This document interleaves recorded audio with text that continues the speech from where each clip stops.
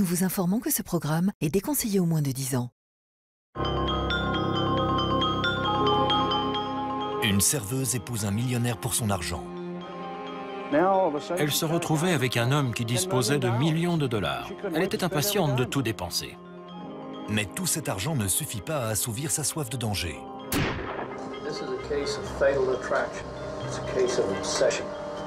C'était la première fois que j'écrivais à propos d'une affaire de meurtre et que j'étais moi-même terrifiée par la meurtrière. Venue du Texas, une histoire perverse qui met en scène avidité, trahison et meurtre.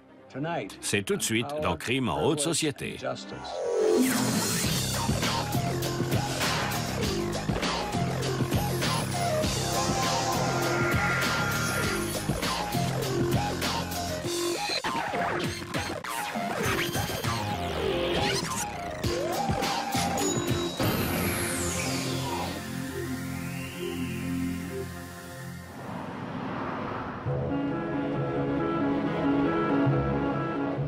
Steve Beard est l'incarnation du rêve américain. Suite à la vente d'une chaîne de télévision pour plusieurs millions de dollars, il investit dans un centre commercial et se fait construire un domaine dans un des quartiers les plus huppés d'Austin. Le millionnaire de 75 ans à la retraite mène la grande vie en compagnie de sa jeune épouse et de leur fille adorée. Mais une nuit d'octobre 1999, Steve Beard se réveille en sang et souffrant atrocement. À 3h13 du matin, il appelle la police.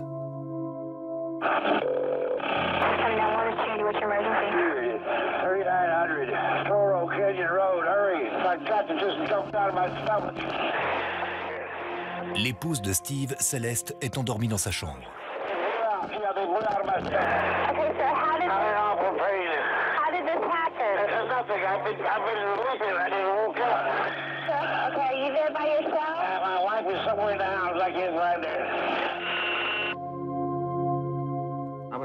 J'étais le premier policier sur les lieux. À mon arrivée, j'ai frappé à la porte principale sans obtenir de réponse. J'ai fait le tour jusqu'à une petite terrasse où il y avait une porte vitrée et j'ai vu de la lumière à l'intérieur. Je n'ai rien entendu du tout. Je me souviens seulement des gyrophares à l'extérieur. Je n'avais aucune idée de ce qui se passait. À travers la porte vitrée, je pouvais apercevoir Steven Beard allongé dans son lit. Il avait l'air grièvement blessé. J'ai brisé la vitre à l'aide de ma matraque. Lorsqu'on est entré dans la chambre de mon père, il y avait déjà des gens qui s'occupaient de lui. L'épouse de Beard, Céleste, est dans l'entrée. Ses pleurs retentissent dans toute la maison. Céleste criait « Faites qu'il ne meure pas ». Mais qu'est-ce qui s'est passé? Faites qu'il ne meure pas. Steve est transporté à bord d'un hélicoptère jusqu'à l'hôpital le plus proche. Il est dans un état critique. Après quelques minutes dans la chambre, un collègue et moi-même avons découvert une cartouche de fusil. C'est à ce moment-là que tout a basculé. J'ai décrété que la maison était une scène de crime. Un des policiers m'a demandé si mon père était suicidaire. J'ai dit non, pourquoi? On lui a tiré dessus et on m'a répondu oui, mais ne dites rien à votre mère. Tandis que la police tente de trouver l'auteur du crime, la famille de Steven Beard se précipite à l'hôpital. Une chose est sûre, l'histoire de Beard, qui a fait fortune en partant de rien, n'aura pas la fin heureuse qu'il désirait. Steve Beard vient au monde dans une famille pauvre à Dallas. Ambitieux depuis le plus jeune âge, il rêve de devenir médecin. Puis la Seconde Guerre mondiale éclate et Steve s'engage dans la marine. À son retour, il est engagé dans un grand magasin. C'est là qu'il rencontre Elise Adams. Steve ne gagne pas beaucoup d'argent, mais il est amoureux. En 1951, il épouse Elise. De cette union naissent 3 enfants. Ma mère était auprès de mon père quand il travaillait pour un maigre salaire de 15 $ par semaine. Elle a traversé les années de vache maigre à ses côtés quand il devait trimer pour joindre les deux bouts.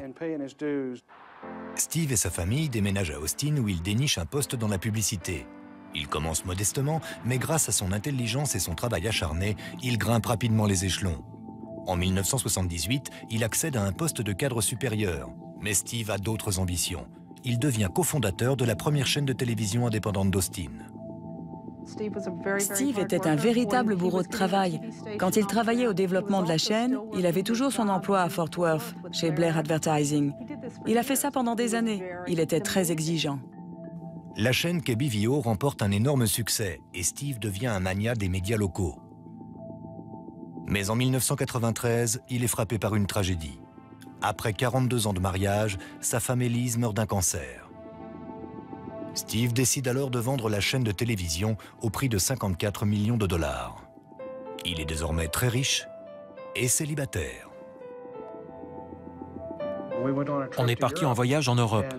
Certaines femmes célibataires étaient comme des vautours tournant autour d'une carcasse dans le désert. Lui, il voulait juste qu'on le laisse tranquille. Steve passe de plus en plus de temps au country club d'Austin. C'est là qu'il remarque une serveuse âgée de 32 ans, Céleste Martinez.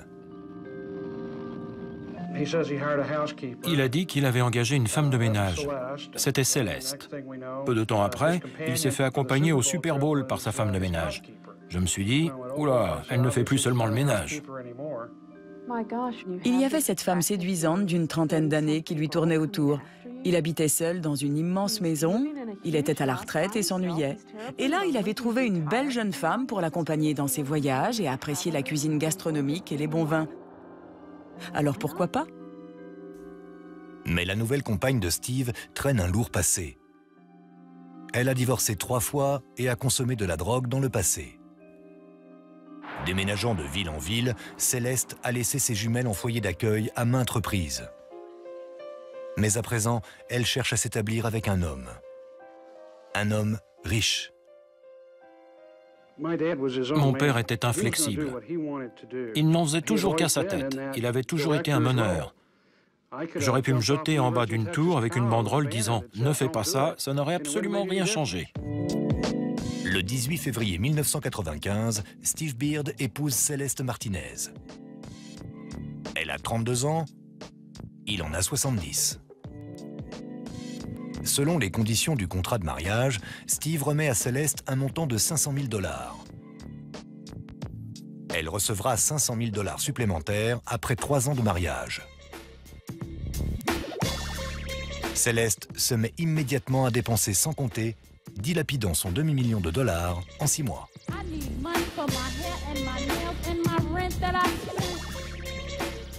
Steve adopte également les jumelles de Céleste.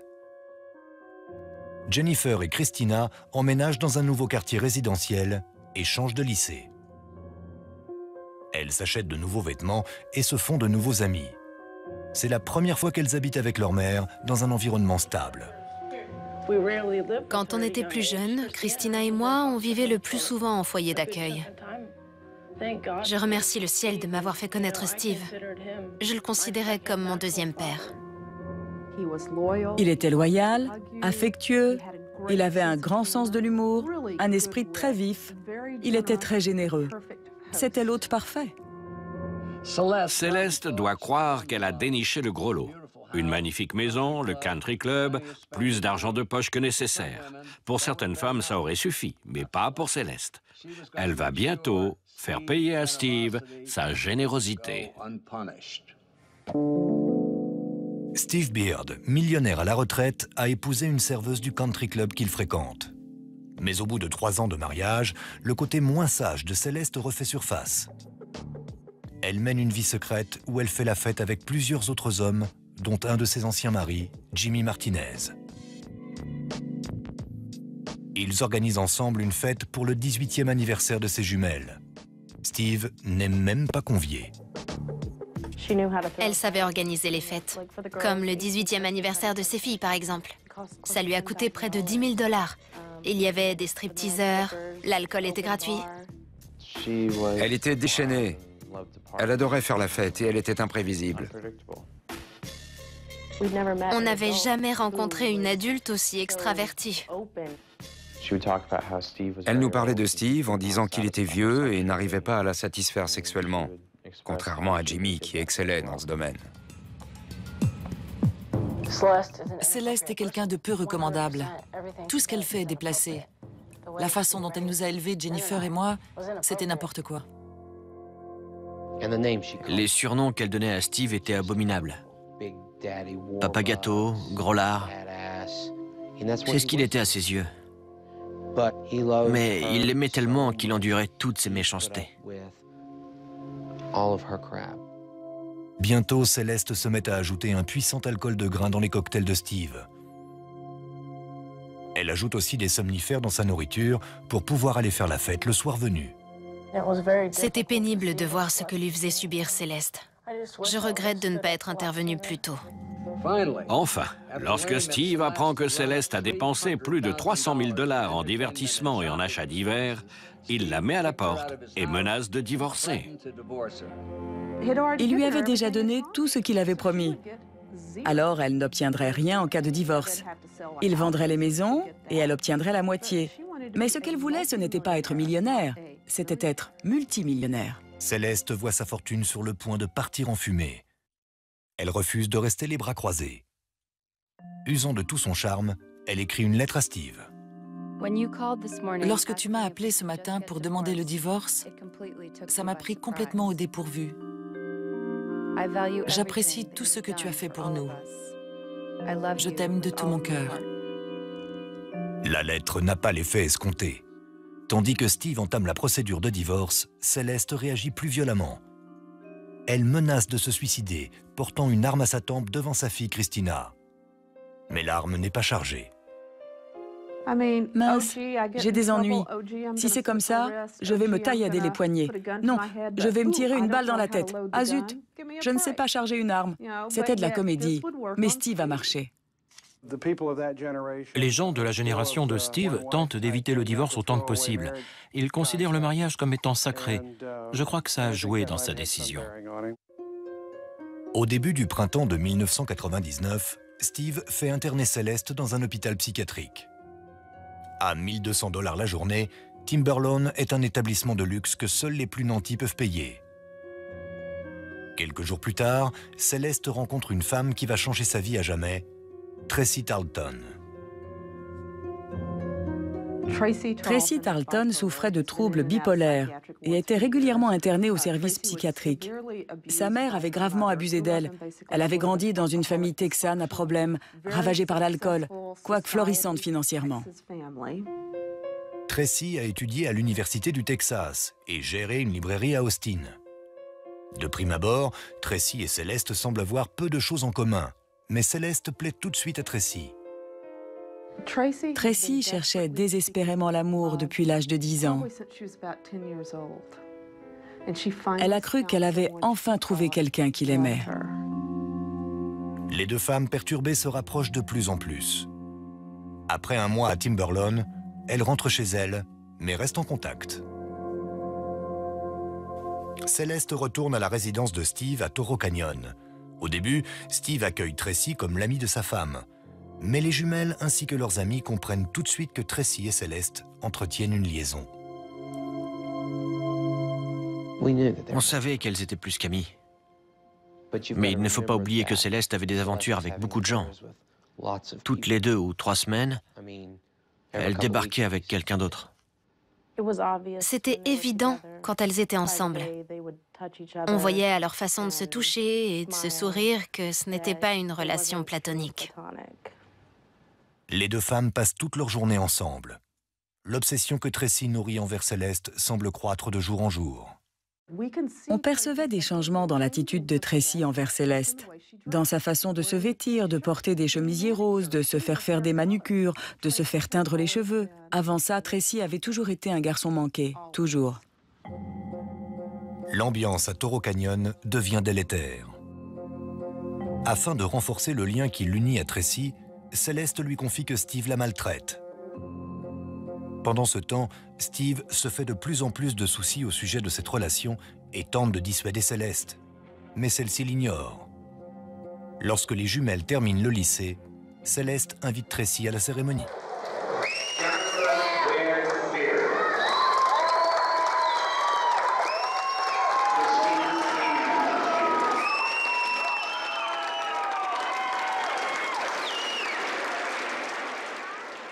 Plus tard dans la soirée, une fête est organisée chez Jimmy Martinez à cette occasion. Là encore, Steve n'est pas invité. Tracy est ivre. Jimmy et Céleste la renvoient chez elle lorsqu'elle prend trop de liberté avec Céleste. La relation entre Céleste, Tracy et Steve est vouée à la catastrophe.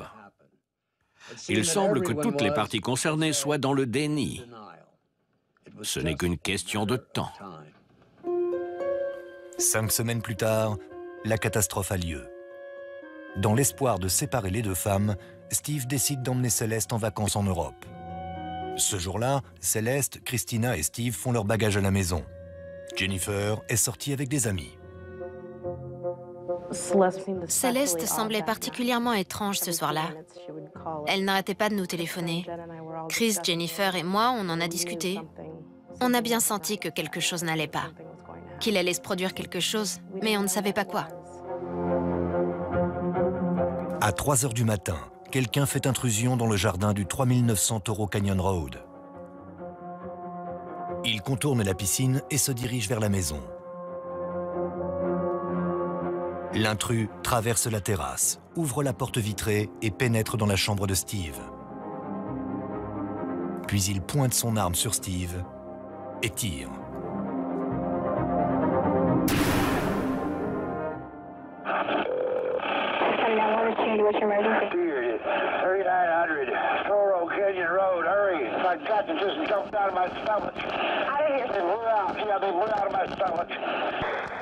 Steve Beard est emmené d'urgence à l'hôpital. Christina reste à la maison afin d'annoncer la nouvelle à sa sœur. Ça a été un appel pénible.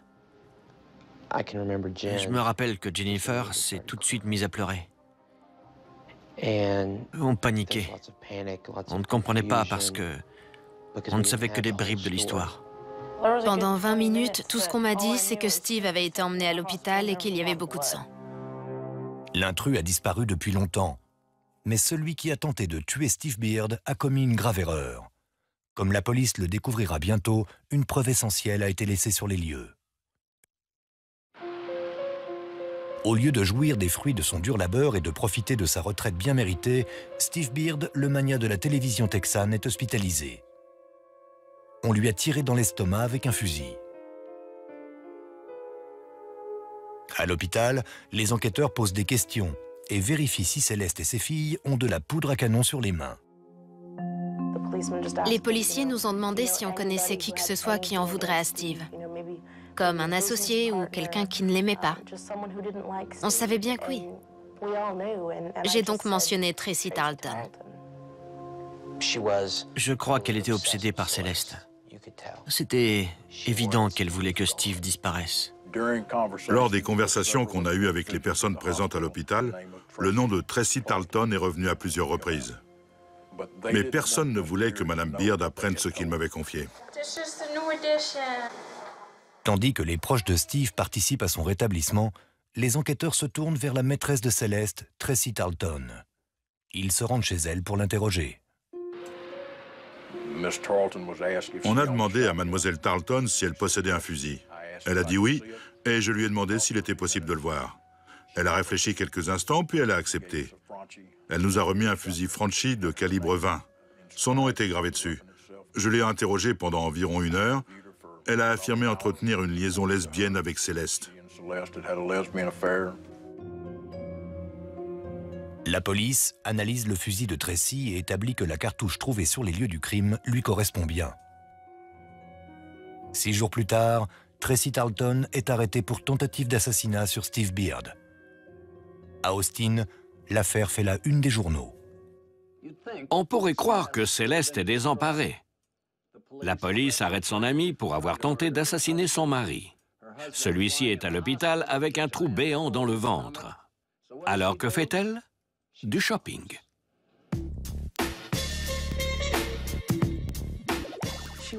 Elle est allée s'acheter un bijou d'une valeur de 80 000 $.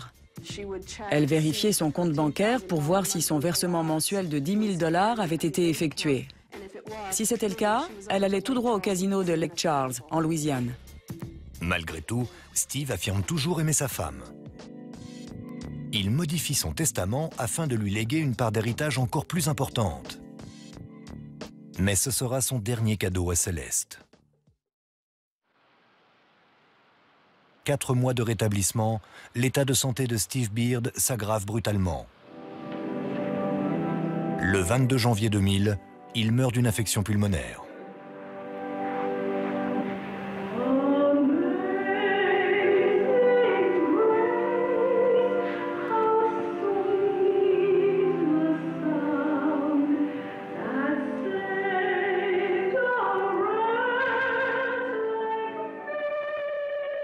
À sa mort, Steve vaut plus de 10 millions de dollars. Céleste est en passe d'obtenir des avoirs et des biens immobiliers s'élevant à 6,5 millions de dollars. Les 5 enfants de Steve doivent se diviser le reste. Steve Beard est inhumé à côté de sa première femme. Mais ce qui trouble encore plus Céleste, c'est que la banque gèle son héritage. Après la mort de Steve, elle s'est retrouvée à court d'argent, parce que la banque a refusé de lui donner assez. Elle lui a remis des sommes énormes, comme 20, 30, 40 000 dollars, mais ce n'était pas suffisant.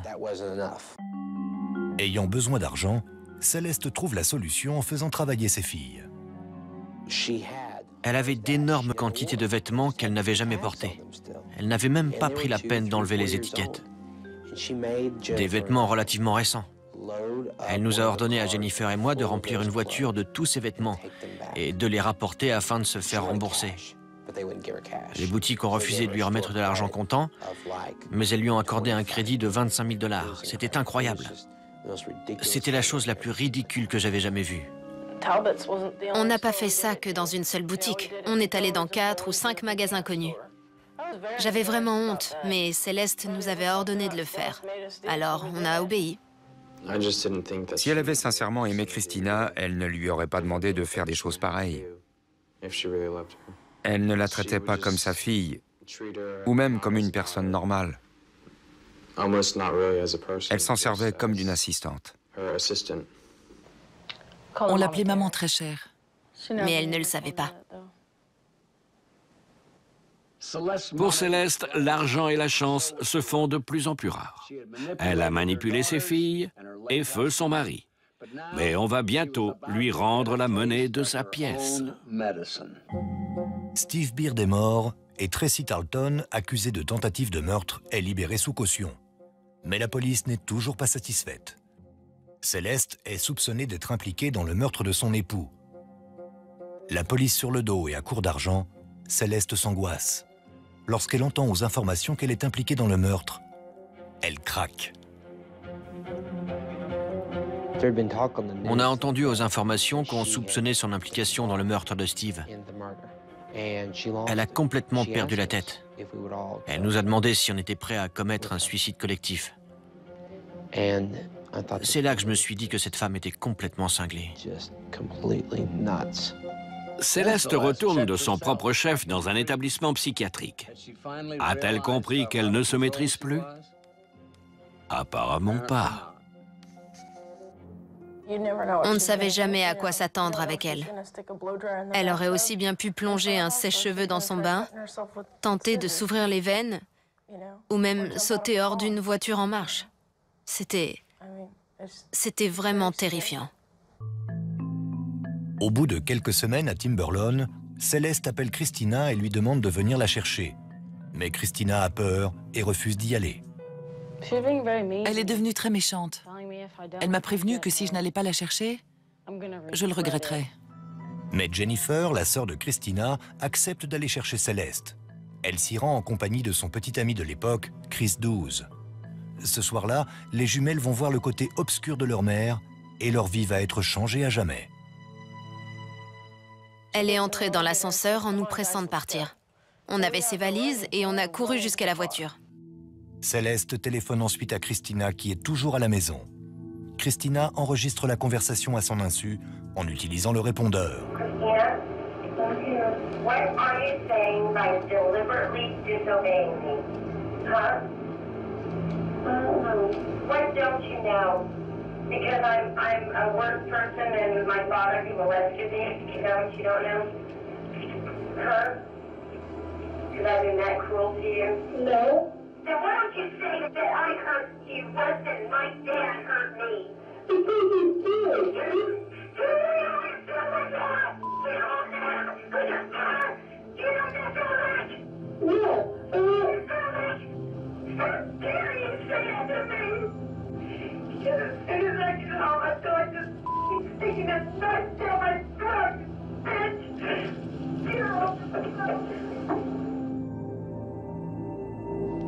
Lorsqu'elle a raccroché, elle était livide. Puis elle a dit qu'elle avait envie de tuer Christina. Jennifer et moi, on a échangé un regard. On savait qu'il était temps de faire nos valises. On savait qu'on ne retournerait jamais plus à la maison. Après ce trajet en voiture, on savait qu'il n'existait aucune serrure au monde capable de nous protéger d'elle. Suite aux tirades et aux menaces proférées par Céleste, Jennifer et ses amis sont convaincus qu'elle est responsable de la mort de Steve. Mais Christina n'arrive toujours pas à y croire. C'est celle que sa mère réussissait toujours à manipuler. Celle qui aimait sa mère. C'était difficile pour elle. Elle ne savait plus quoi penser. Je savais que je ne pourrais pas tenir tête à Céleste pendant toute ma vie. J'essayais de trouver la force nécessaire pour me détacher d'elle. Je me demandais qui serait Christina sans Céleste. Pouvez-vous imaginer à quel point c'est dévastateur d'avoir une mère qui, au lieu de vous aimer, prendre soin de vous, vous caresser, vous réconforter et assister à votre mariage, passe son temps à menacer des gens? Il y a eu toute une série d'événements plus effrayants les uns que les autres. Le lendemain, Christina reçoit un autre appel de sa mère qu'elle enregistre également.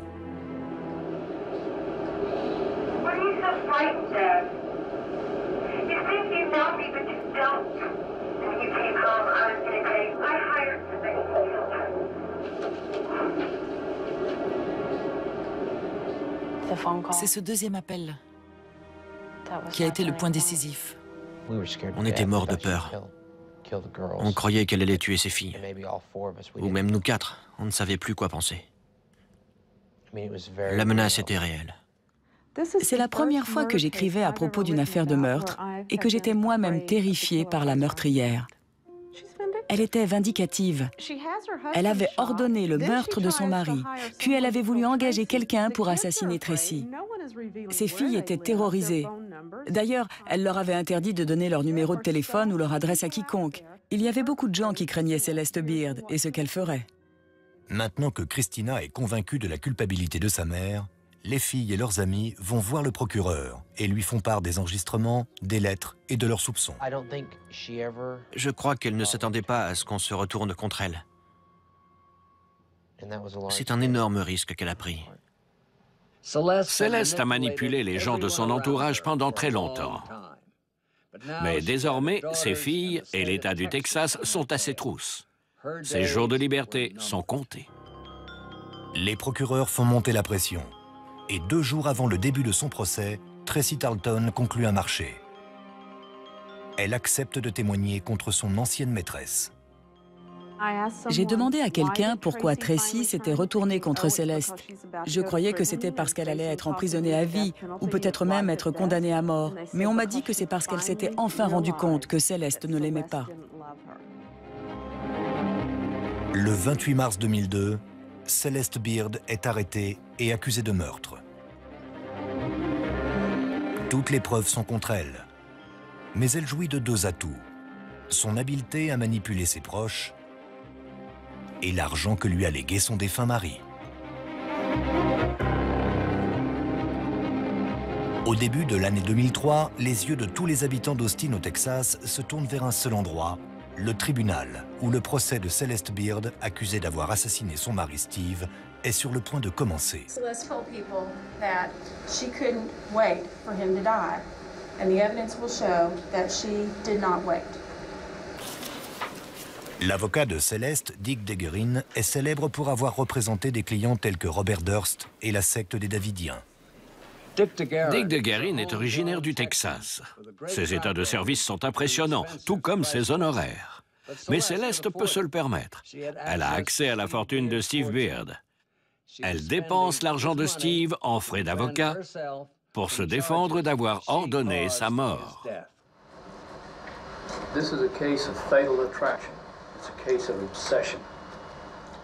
L'accusation affirme que Céleste a manipulé sa maîtresse, Tracy Tarleton, pour qu'elle tue son mari. Mais selon De Guerin, Tracy aurait tenté de tuer Steve pour des raisons personnelles. Undirected, uncommanded, on her own, Tracy Tarleton entered Stephen Beard's bedroom with a 20-gauge shotgun loaded with birdshot. Financés par la fortune de Steve, les avocats de Céleste dépensent 500 000 $ pour sa défense. Ils vont jusqu'à appeler 45 experts pour témoigner dans tous les domaines, des finances à la santé mentale. To be a bipolar disorder that was sometimes of psychotic proportions. Mais ce qui frappe le plus, c'est l'arrivée de Céleste. À son entrée dans la salle d'audience, tout le monde a le souffle coupé. Elle est vêtue sobrement et a un plâtre à la jambe dont elle n'explique même pas la cause. Quand je l'ai aperçue, j'ai cru que c'était une des avocates. Lorsqu'on s'imagine quelqu'un qui a commis ce type de crime, on ne s'attend vraiment pas à voir une femme à l'apparence un peu guindée. Ça ne concordait pas du tout. Elle est charmante. C'est comme ça qu'elle embobine tout le monde. Elle zézait légèrement, elle semble douce. Pendant le procès, elle est restée assise bien convenablement avec ses mains sous la table.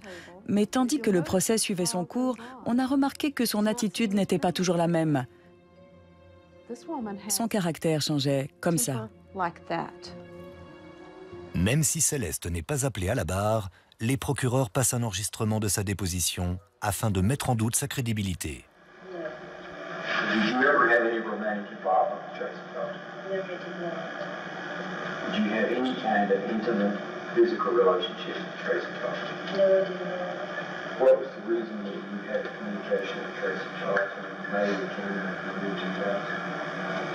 Because I have lost my entire family in less than 6 months.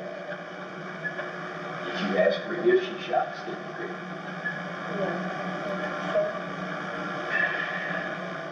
Mais quand Tracy Tarleton est appelée à la barre, sa version des faits est considérablement différente. Did there ever develop any kind of relationship between y'all that was more than just a platonic friendship? Yes, it did. She followed me into my room one day and we ended up kissing.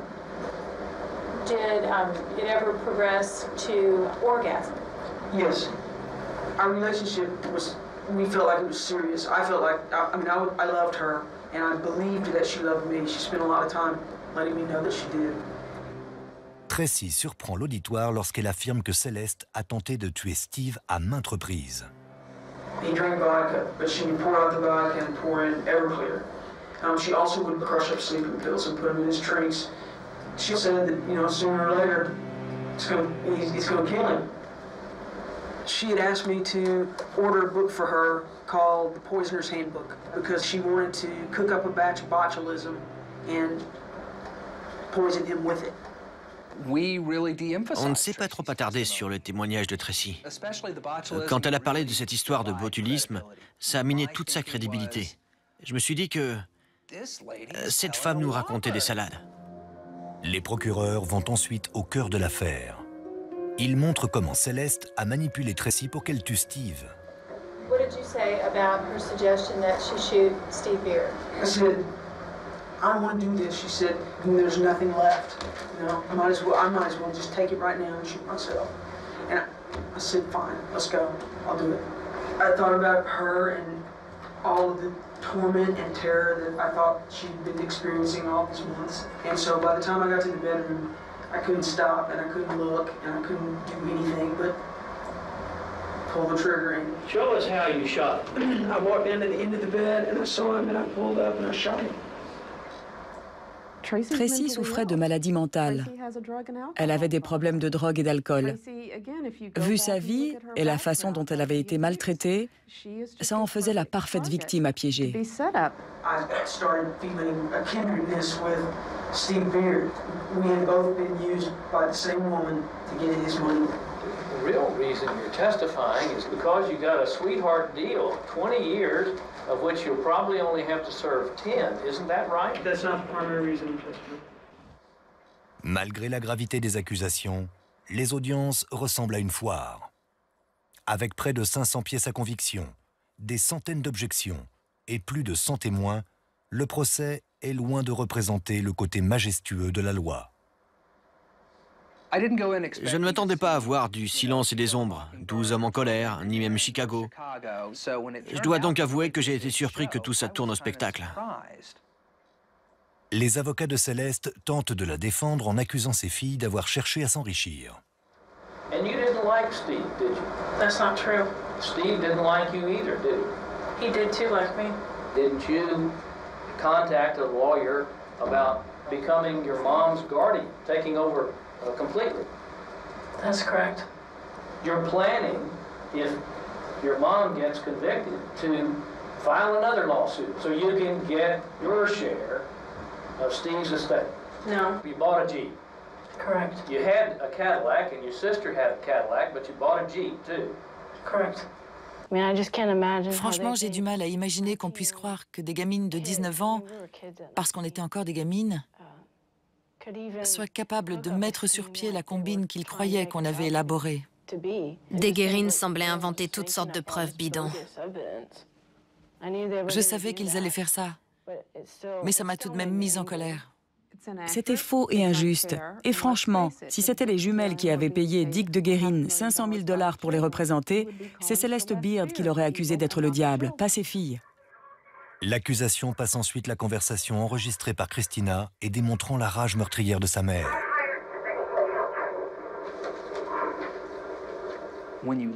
Quand on écoute ces enregistrements, c'est comme si on arrivait à voir son âme à nu, à l'état brut. Et je n'ai pas aimé ce que j'ai vu. J'aimerais ajouter que notre rôle n'était pas de juger pour savoir si c'était quelqu'un de bon ou de mauvais, mais seulement pour savoir si elle était coupable de meurtre. Je ne m'en ferai pas une amie personnelle, mais tout ça ne fait pas d'elle une meurtrière pour autant. Presque toutes les preuves sont indirectes. Les jumelles ont en effet tout à gagner financièrement si Céleste est déclarée coupable. Et Tracy est loin d'être le témoin idéal. Malheureusement pour les procureurs, l'affaire est loin d'être dans la poche. When you're rich, like Celeste Beard, you can buy a lot of things. You can buy a lot of friends, you can buy a lot of lawyers, and you can buy a lot of witnesses. Folks, if you say that Celeste Beard is not guilty, with all of this evidence, then you're going to tell her that her money can't buy anything. This soap opera that we went through for 4 weeks does not prove Celeste is a killer or wanted her husband dead or did anything to do it. The only evidence they have is Tracy Tarleton, and Tracy Tarleton can't be believed. She can't be believed because she has such a stake in it, but not only because of that, but because she's a crazy woman. Celeste is not guilty. All rise, please. Après 4 semaines d'audience et 23 heures de délibération, le jury va prononcer son verdict dans le procès de Celeste Beard pour meurtre. Before we bring the jury out, if there is anyone in the courtroom who feels that they may have an emotional outburst, I would ask that you please leave the courtroom at this time. Ms. Johnson, would you please stand? Sincèrement, ça faisait 3 ans qu'on attendait ce moment. Je me sentais fragile nerveusement. C'était impossible de savoir ce que 12 inconnus allaient décider. Madam Foreperson, please read the entire form. The State versus Celeste Beard Johnson. Verdict of the jury. Verdict Form 1, capital murder. We, the jury, find the defendant, Celeste Beard Johnson, guilty of the offense of capital murder. Thank you, Madam Foreperson. J'ai été submergée par une vague d'émotions. Je ne m'attendais pas à ce que ça m'affecte à ce point.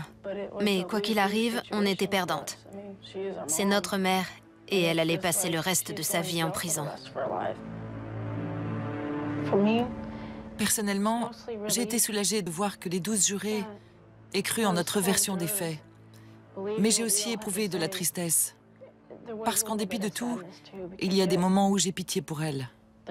J'ai l'impression d'avoir failli à mon devoir. Celeste Beard est condamnée à 2 peines de 40 ans de prison consécutives et à une amende de $10 000. We believe sincerely in Celeste's innocence. Mr. Beard, How do you feel? It's sad to have to say it, but I have to thank Tracy Tarleton, too.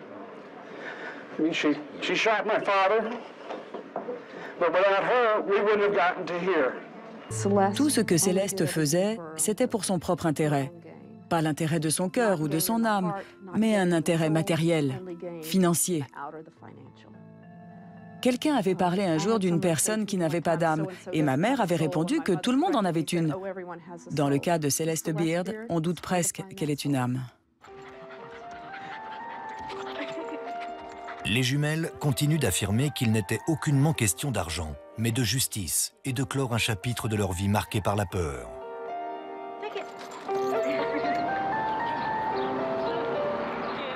Au Texas, après le verdict, les proches de la victime ont la permission de s'adresser au coupable. Christina approche de la barre et regarde sa mère dans les yeux. What did I ever do to you except love you? And this is how you treated us like trash. You say we turned on you? Well, you turned on us. You turned on the whole Beard family. He let you into his home, loved you, honored, obeyed you. And you violated him and murdered him. You are guilty. Shame on you.